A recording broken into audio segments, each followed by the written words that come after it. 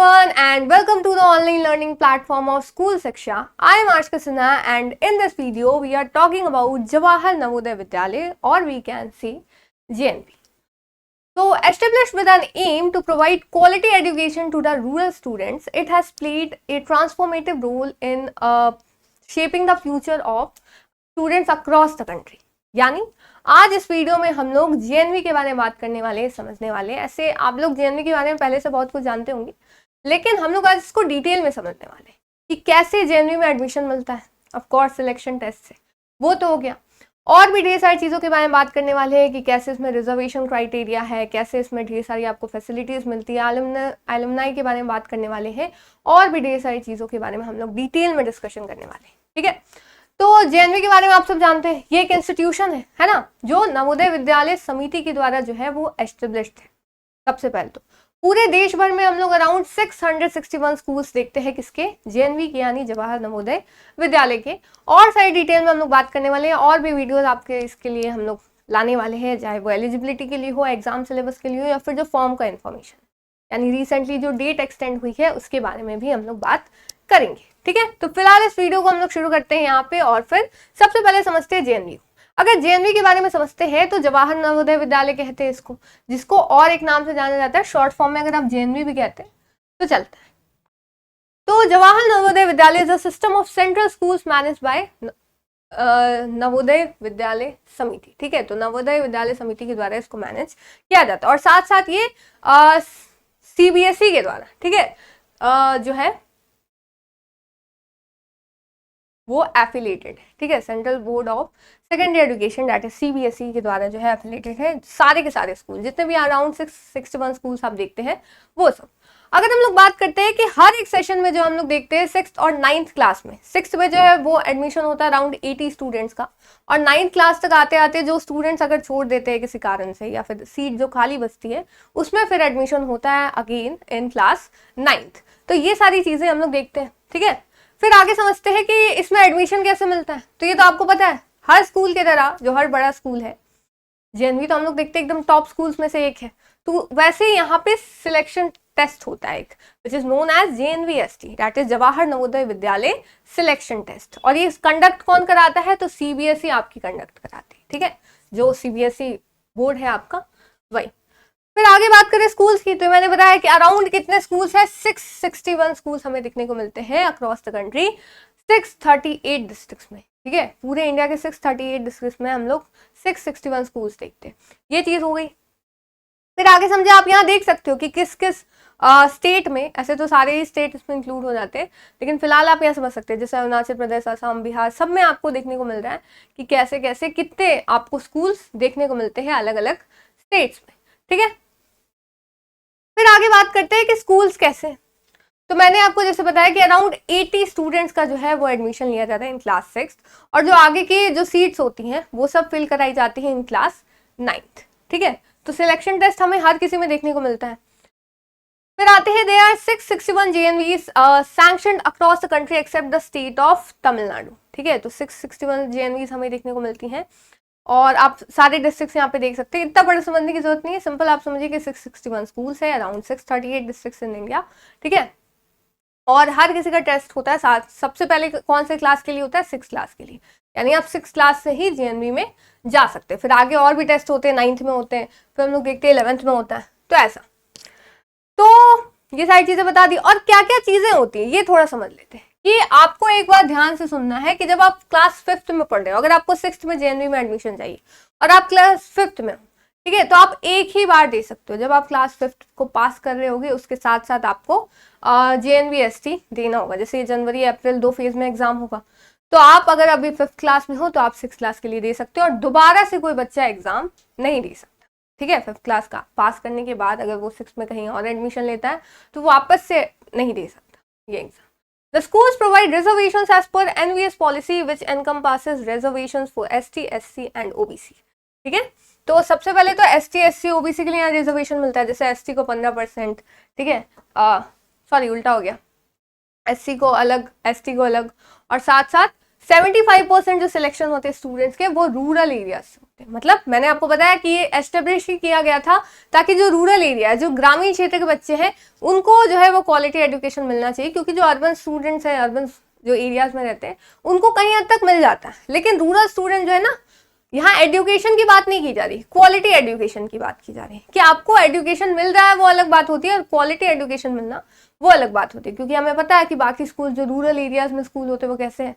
तो जेएनवी इसीलिए एस्टेब्लिश किया गया था ताकि रूरल बच्चों का, जो ग्रामीण क्षेत्र में बच्चे रहते हैं, उनका भला हो सके।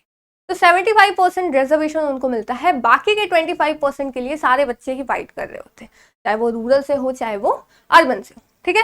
और 33% जो है वो फिक्स किया गया है for female candidates and 3% for disable candidate, ठीक है। इस चीज को ध्यान में रखिए। फिर आगे समझते हैं 9th के लिए जो है हम लोग एक्सपेक्टेड था, कह सकते हैं सितंबर, लेकिन अभी देख रहे हैं कि सितंबर जो है वो खत्म होने को है, लेकिन अभी तक एज सच कोई इंफॉर्मेशन आई नहीं है। 6th के बारे में हमारे पास इंफॉर्मेशन है, तो आप वहां से देख सकते हैं।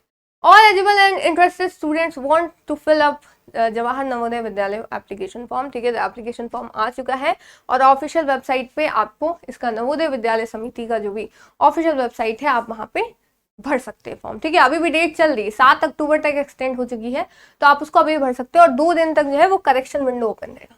और हम लोग फॉर्म को भी देखेंगे। अगर अभी तक आपने नहीं भरा है, मेरे हिसाब से सारों ने भर लिया होगा, लेकिन अभी तक अगर आपने नहीं भरा है तो हम लोग वो भी वीडियो लाएंगे कि फॉर्म को कैसे फिल करना है, ठीक है। फीस स्ट्रक्चर की बात करते हैं। क्या आपको फॉर्म भरने में कोई पैसे लग रहे हैं? बिल्कुल भी नहीं, एक भी पैसा नहीं लग रहा। और 6 to 8 क्लास तक, ठीक है, 6 to 8 क्लास तक आपको कोई भी पैसे यहाँ पे देने नहीं पड़ते। लेकिन क्लास 9 से 12 के बच्चों के लिए, जिनके ₹600 as board and lodging uniform and text book fees every month. आपको अगर आपके जो फादर है उनकी अगर सरकारी नौकरी नहीं है तो आपको 600 पर मंथ देना होगा फ्रॉम 9 to 12, एंड अगर सरकारी नौकरी है तो आपको 1500 देना होता है, ठीक है। गवर्नमेंट एम्प्लॉयज के जो वार्ड्स होते हैं उनको 1500 पर मंथ देना पड़ता है। Students from SC, ST, all girls and those whose families are below the poverty line are not obliged to pay any monetary amount। और फी किसकी नहीं लगती? जैसे 9 to 12 उन लोगों के लिए जो जनरल कैंडिडेट है, ठीक है, जनरल मेल कैंडिडेट है और रिच है, मतलब above the poverty line, rich भी नहीं कहेंगे, अबव द पॉवर्टी लाइन है, उनको देना होगा ये दोनों, ठीक है। आप गवर्नमेंट एम्प्लॉय है तब तो देना ही होगा। और SC, ST और जो सारी लड़कियां और जो फैमिलीज BPL में आती है, यानी बेलो द पॉवर्टी लाइन में आती है, उनको कोई भी फी नहीं देनी है, ठीक है। तो ये फीस स्ट्रक्चर है, काफी कम है। और भाई है ना, काफी कम, क्योंकि रूरल एरिया वाले जो बच्चे होते हैं वो इतना अफोर्ड नहीं कर सकते, तो अफोर्ड नहीं कर सकते तो उनके लिए कम से कम अमाउंट रखा गया है। और जो वार्ड है गवर्नमेंट एम्प्लॉय के लिए, उनके लिए तो बनता ही है कि आप फी जो है वो पे कर सको। अब जो जेएनवी सिलेक्शन टेस्ट है, अगर क्लास 6 की बात करें, क्लास 9 की अभी तक हमें कोई इन्फॉर्मेशन नहीं है, अभी तक वैसा फॉर्म का कोई एज सच अपडेट नहीं आया। लेकिन अगर क्लास 6 की बात करते हैं तो ये 2 फेजेस में होने वाला है। कितने फेजेस में? 2 फेज में, मतलब एक, मतलब मेजॉरिटी ऑफ इंडिया जो है वो फेज 1 में एग्जाम कंडक्ट हो जाएगी उसमें, लेकिन जो बाद के जो है, जो हिली एरियाज वगैरह जो रीजन्स होते हैं, वहाँ पे सेकेंड फेज में पेपर होने वाला है। अगर दोनों फेज की बात करें तो पहला फेज जो है आपका 12 अप्रैल 2025, 11:30 से 1:30 के बीच में जो है वो एग्जाम होता है, ठीक है।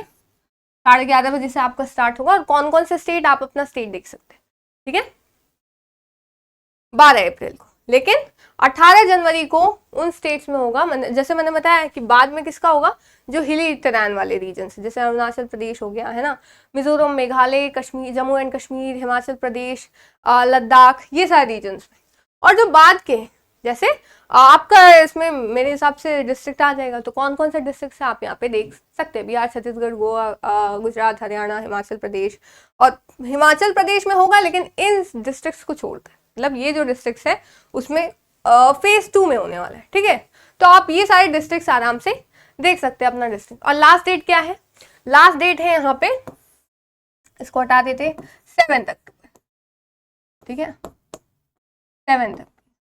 पहले 16 था, फिर और डेट बढ़ती है, फिर और डेट बढ़ी, और ये कितना हो गया, ये जानकर लिखा है कि आप इसको देख सकें, ठीक है। तो 7 अक्टूबर 2024 तक ये डेट बढ़ चुकी है, एक्सटेंड हो चुका है, ये यहीं दिखा रहा है, ठीक है। अलग कलर से लिख देते हैं ताकि आपको ध्यान में रहे। अब ये डेट तो निकल ही चुकी है, ठीक है। अब आगे चलते हैं, आगे बात करते हैं इसके बारे में। आगे आता है कौन कौन, क्या जेएनवी जो है वो, मैंने जैसा बताया कि बहुत सारे स्टूडेंट्स के फ्यूचर को शेप करने में इसका रोल है, ठीक है। तो बहुत सारे स्टूडेंट्स हमें देखने को मिलते हैं, जैसे Surendra Poonia international award winning sportsman and Limca book record holder, मतलब जो लिम्का बुक है उसमें तक इनका नाम लिखा है, ठीक है। हिमा दास को आप सब जानते होंगे, इंटरनेशनल एथलीट है एंड गोल्ड मेडलिस्ट है, एशियन गेम्स में जीता था उन्होंने।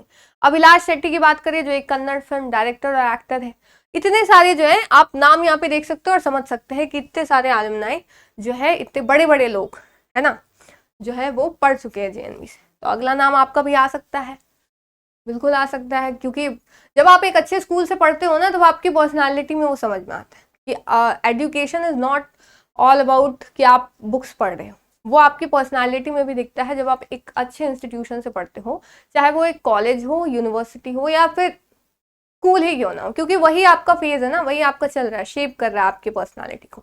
तो वही सारी चीज़ है, इसीलिए हम लोग देखते हैं कि इतने बड़े बड़े जगह से जो आप नाम सुनते हैं वो कहीं ना कहीं अच्छी जगह से पढ़े होते हैं, ठीक है। तो यही चीज़ है, और अच्छी जगह से पढ़ने के लिए सिर्फ पैसे को, ऐसा नहीं कि सिर्फ पैसे ही चाहिए, हम लोग देख सकते हैं कि मिनिमम अमाउंट में भी आप अच्छी जगह से पढ़ सकते हैं और इनकी जगह जो इनकी तरह जो है वो नाम अपना कर सकते हैं, ठीक है। तो मेरे हिसाब से आपको सारी चीज़ें समझ में आई होगी जेएनवी के बारे में, क्योंकि इतने सारे स्कूल्स हैं।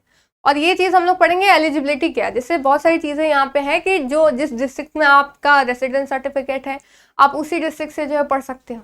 तो ये सारी चीज़ें एलिजिबिलिटी के अंदर में आती हैं। तो हम लोग जो है वो नेक्स्ट वीडियो में जेएनवी एलिजिबिलिटी के बारे में बात करने वाले हैं कि क्या क्या एलिजिबिलिटी होनी चाहिए, आप कैसे जेएनवी में एडमिशन पा सकते हैं, क्योंकि हर कोई नहीं पा सकता, ठीक है। तो अगले वीडियो में हम लोग बात करेंगे जेएनवी एलिजिबिलिटी के बारे में। अगर आप जेएनवी क्लास 9th, अभी तक उसका फॉर्म नहीं आया लेकिन बहुत जल्द आने वाला है, तो उसकी तैयारी करना चाहते हैं तो आप हमारा जो ऐप पे बैच चल रहा है अभिमन्यु बैच, वो आप ज्वाइन कर सकते हैं, आपको बहुत ज़्यादा हेल्प मिलेगी, आप उससे अच्छे से सारे कॉन्सेप्ट समझ सकते हैं।